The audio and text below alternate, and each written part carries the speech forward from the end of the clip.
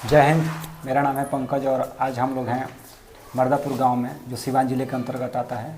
और आज हमारे साथ हैं आकृति कुमारी, जो बिहार टॉपर हैं और इनका चौथा स्थान है पूरे बिहार में। तो आइए इनसे बात करते हैं। आकृति, जय हिंद। जय हिंद सर। आकृति, थोड़ा अपने बारे में बताइए। मेरा नाम आकृति कुमारी और मैंने पूरे बिहार में चौथा स्थान प्राप्त किया है 475 अंकों के साथ। मेरे पिताजी सुरेश सिंह एक मध्यम वर्गीय किसान हैं और माता श्रीमती देवी गृहिणी हैं। मेरे बड़े भाई सॉफ्टवेयर इंजीनियर हैं जो हमसे दूर रह करके घर के खर्च चला रहे हैं, जो मुझे बहुत मोटिवेट करते थे। मेरी एक छोटी बहन है जो 9वीं कक्षा में पढ़ती है। तो हम लोग यहाँ भले मर्दापुर ग्राम के निवासी हैं, लेकिन अपने ननिहाल सुरवलिया में रहते हैं। तो वहाँ पे इसके कारण से हमारे आस पड़ोस में भी ज़्यादा हल्ला नहीं रहने के कारण मुझे ज़्यादा डिस्टर्बेंस नहीं रहता था। अकेले अपने रूम में पढ़ाई करना होता था। तो मैंने अपनी पढ़ाई अपने निहाल से ही की है, अपने पास के स्कूल और कोचिंग से। और मेरा आगे का टारगेट है IIT के जरिए UPSC क्रैक कर IAS ऑफिसर बनना है। 475 अंक कैसा लग रहा है? 475 रैंक पे तो सबको खुशी होती है, मुझे भी बहुत खुशी हुई है। पर रैंक 1 न लाने का एक दुख हुआ था। पर जब पता चला रैंक 1 हमारे सिवान डिस्ट्रिक्ट के बड़हरिया प्रखंड के हमारे इतने पास के हैं, तो हमें बहुत खुशी हुई है। मृत्युंजय कुमार नंबर 1 रैंक, हाँ। क्या सोचती हैं उनके बारे में? वो एक होता है ना कि कोई अगर अचानक से जंप करता है तो लगता है कि कैसे हो गया। पर उनका 10th क्लास में भी हम लोग के टाइम 2nd डिस्ट्रिक्ट टॉपर थे, तो हम मानते हैं हाँ वो पढ़ने में बहुत तेज है। अच्छा, 10th में कितना था आपका नंबर? मेरा 457 था। 457। UPSC आपने चुना है IIT के जरिए, तो IIT के जरिए UPSC क्यों? UPSC के लिए हमें ये था कि हमको बचपन से ही सिविल सर्विसेज ज्वाइन करना है, देश की सेवा करनी है। बहुत सारी चीज़ें हम आसपास में जो गलत देख रहे थे, तो हमको लगा था कि नहीं, एक पावर जब होगा ना मेरे पास भी, तब हम ये सारी चीज़ें सुधार सकते हैं। तो उस टाइम में हम बहुत बच्चे थे, हमको लगता था ऐसे पुलिस बन जाएंगे तो सब हो जाएगा। फिर जैसे जैसे बड़े हुए हमको पता चला IAS ऑफिसर इतने पावरफुल होते हैं, वो इतने सारे लॉज बना रहे हैं, उनके कारण से बहुत सारी चीज़ें सुधार हो रही है। तो मुझे भी लगा नहीं, मुझे भी UPSC करना है। और उसके लिए रहा कि ग्रेजुएशन की डिग्री चाहिए।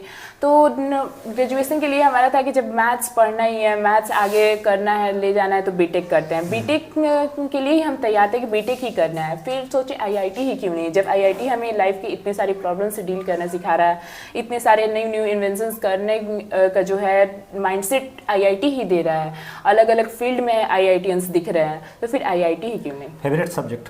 मैथ्स। अच्छा आकृति, जो गांव में लड़के लड़कियां रहते हैं उनका मैथ थोड़ा कमज़ोर रहता है, उनके बारे में क्या कहेंगी? सर, मैथ्स सबसे पहले कमज़ोर होने का रीज़न हो जाता है कि बच्चे प्रैक्टिस नहीं करते हैं। मैथ्स जो है 12th क्लास का भी बहुत ज़्यादा आसान था, अगर प्रैक्टिस थोड़ी सी भी हो तो वो हो जाता है। पर सबसे पहले होता है कि बच्चे जो हैं कि फॉर्मूलेज याद करके क्वेश्चंस बना रहे हैं, और 1-2 क्वेश्चन बने तो छोड़ दिए, वो चैप्टर लगता है उनको कि ख़त्म हो गया। और जैसे ही दूसरे क्वेश्चन आते हैं तो लगता है कि अब नहीं बन रहा है या क्वेश्चन भारी हो गया, तो उन्हें लगता है जैसे कि मैथ्स भारी हो रहा है। पर ऐसा कुछ नहीं है। हर एक फॉर्मूले पर अगर आप बहुत सारे क्वेश्चंस प्रैक्टिस कर लेते हैं तो हर एक क्वेश्चन, हर एक फॉर्मूला आपको ऐसा लगेगा कि जैसे दिखा हम तो ये बना ही सकते हैं, और आपका हाथ ऑटोमेटिकली चलेगा। एक होता है ना मसल मेमोरी, जैसे आर्मी को ट्रेनिंग दिया जाता है मसल मेमोरी के लिए, वैसे अगर आप कोई भी क्वेश्चन जो आपको समझ में भी नहीं आ रहा है, टीचर एक बार समझा दे तो उसे न छोड़ के जब तक वो पूरी तरह से आपसे बनने ना लगे तब तक प्रैक्टिस करते हैं, तो हर एक क्वेश्चन आपकी मसल मेमोरी में होगा कि क्वेश्चन दिखा और आपका हाथ चलना स्टार्ट हो जाएगा। इतना कुछ जानने के लिए एक दिन में कितना टाइम निकालना पड़ता है? टाइम निकाल करके अगर बोला जाए कि जितना आपके पास टाइम हो उतना पढ़ाई में ही दीजिए, अगर पढ़ाई आपका मेन टारगेट है तो। लेकिन अगर आप टाइम देख करके इतने आवर पढ़ना है वैसे पढ़े तो कभी ये नहीं होता कि हम अपने टारगेट को अचीव कर सकते हैं। जब हमें अगर सही में पढ़ना है, आगे वैसे ले जाना है कि एकदम एक टारगेट अचीव करना है, तो छोटे छोटे टारगेट्स, छोटे छोटे गोल्स डेली के बना लेने चाहिए। डेली के गोल्स बनाने के फ़ायदे बहुत से हैं, जैसे कि आपको एक फिक्स होता है कि आज हमको ये पढ़ लेना है, वो पढ़ते गए, आप हर गोल्स पे टिक करते गए, तो जब शाम होती है, रात होती है, हम लोग हर एक गोल्स को जब कंप्लीट कर लेते हैं और खुद को उस टाइम अप्रिसिएट करते हैं, तो हमें जो खुशी अंदर से होती है वो अगले दिन के लिए भी बहुत मोटिवेट करती है और लगता है हाँ हम कुछ कर सकते हैं। बिल्कुल। अच्छा कृति, आज देख रही हैं गांव में क्या है कि परंपरा आज का डेट में ऐसा हो गया है कि मतलब जो बच्चे हैं जैसे ही वो 7वीं 8वीं 9वीं में जा रहे हैं तो उनको लग रहा है कि पैसा ही सब कुछ है। वो मतलब गांव के अक्सर लोग कह देते हैं कि अगर गांव में मान लीजिए कि एक लड़का तैयारी कर रहा है और वो मतलब असफल हो गया मान लीजिए, तो गांव के मतलब जो टोला होता है उन लोगों को लगता है कि भाई गांव का लड़का तैयारी कर रहा था और असफल हो गया, तो वो सोचते हैं कि नहीं मेरा बेटा पढ़े नहीं, ज़्यादातर वो तैयारी में मतलब पैसा कमाने के लिए घुस जाए, और वो सोचते हैं कि पैसा ही सब कुछ है। तो क्या कहेंगे आकृति? ये सोच हमारे यहाँ बस इसीलिए है क्योंकि आप हर घर में गांव में देख सकते हैं कि जो गरीबी है, हर कोई पैसे से जूझ रहा है, तो पैसा में बहुत ज़्यादा आगे सुप्रीम है, पैसा ही सब कुछ है, ये सोच ऑटोमेटिकली यहाँ पे होना एक मतलब है ना कि ये हटा ही नहीं कोई नहीं सकता, वो होगा ही होगा। पर यही है कि आप अपने बच्चे को थोड़ा एक दो बार और मौका दीजिए। अगर फेलियर हो भी गया, कोई फेल हो गया किसी चीज़ में, वो जो एक्सपीरियंस वहाँ सीखा है, फिर अगली बार वो दे करके वो उससे शायद बहुत अच्छा कर सकता है। तो अपने बच्चे को मौका दीजिए। लेकिन बहुत सारी फैमिलीज़ में ये भी होती है, हम मानते हैं कि एक बच्चा अगर है वही बड़ा है तो उस पर बहुत सारी जिम्मेदारियाँ होती हैं, जिसके कारण उसे अपनी पढ़ाई छोड़कर वो पैसा कमाने की ओर जाना ही पड़ता है। हमारे गाँव में देखिए अगर तो इतनी ज़्यादा किसी किसी को फाइनेंशियल प्रॉब्लम्स है कि वो पढ़ाई आप बोल रहे हैं 8वीं 9वीं वो भी नहीं कर पाता बच्चा, 5वीं 6वीं पढ़ रहा है, उसके बाद उसके दिमाग पे बस वही चल रहा है कि घर पे पैसा लाना है, पैसा लाना। वैसे में पढ़ाई नहीं हो पाती। बस वही है कि अगर कुछ पेरेंट्स सपोर्ट कर दे उस टाइम, कुछ फैमिलीज रिलेटिव्स अगर थोड़ा सपोर्ट कर दे तो बच्चा कुछ पढ़ सकता है, आगे कर सकता है। आकृति, एक और चीज़ है कि गांव में क्या होता है कि जैसे ही लड़के, खासकर लड़के जो बड़े होते हैं और उनको जैसे मान लीजिए कोई 18 साल का हुआ ही नहीं और उसको बाइक धरा दिया गया और वो बाइक सीख भी लेता है और घर वालों को लगता है कि बहुत बड़ा अचीवमेंट कर लिया, और उस बाइक की वजह से वो इस रिलेशन उस रिलेशन यहाँ वहाँ बिना मतलब का जाकर लाइफ को पूरा मतलब वो कर देता है।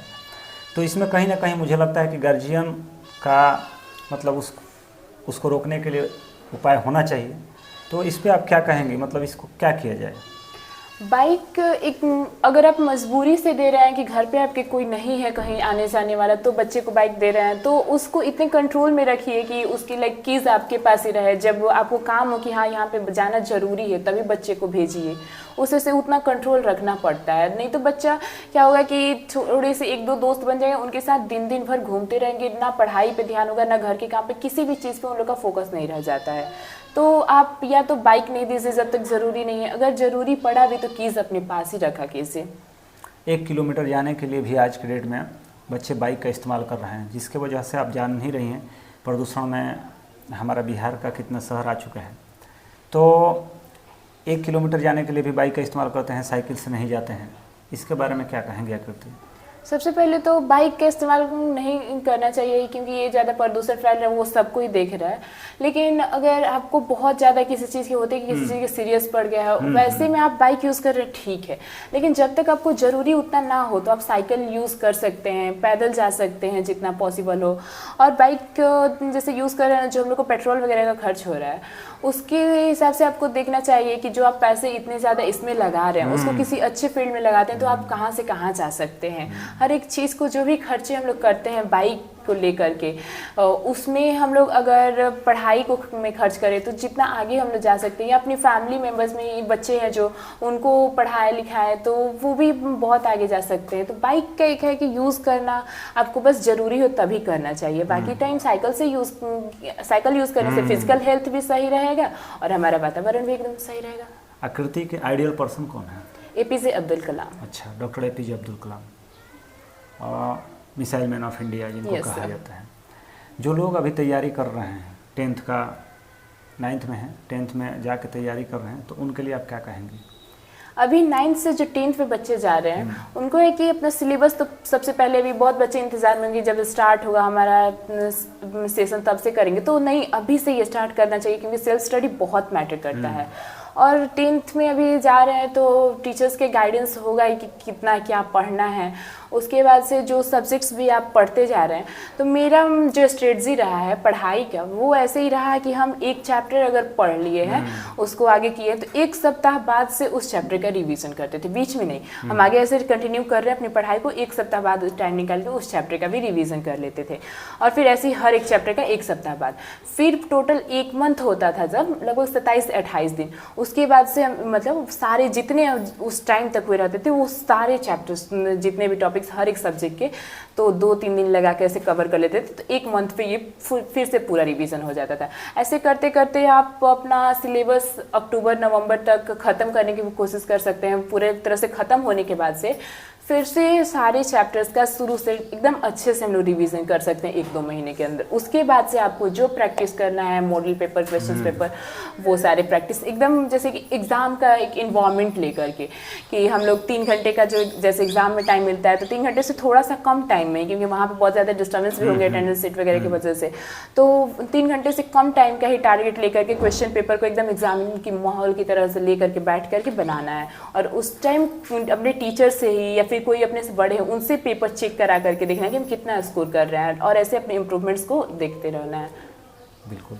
आकृति का शौक क्या है?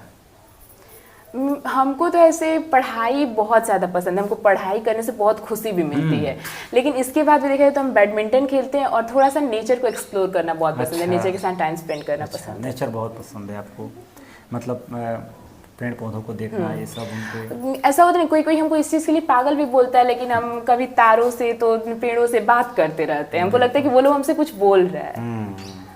बिल्कुल। आकृति, आप यूपीएससी की तैयारी करना चाहती हैं, बहुत अच्छी बात है, और आज के जो युवा हैं उनके भी बारे में आपने बताया। आप यूपीएससी और आईआईटी दोनों करिए।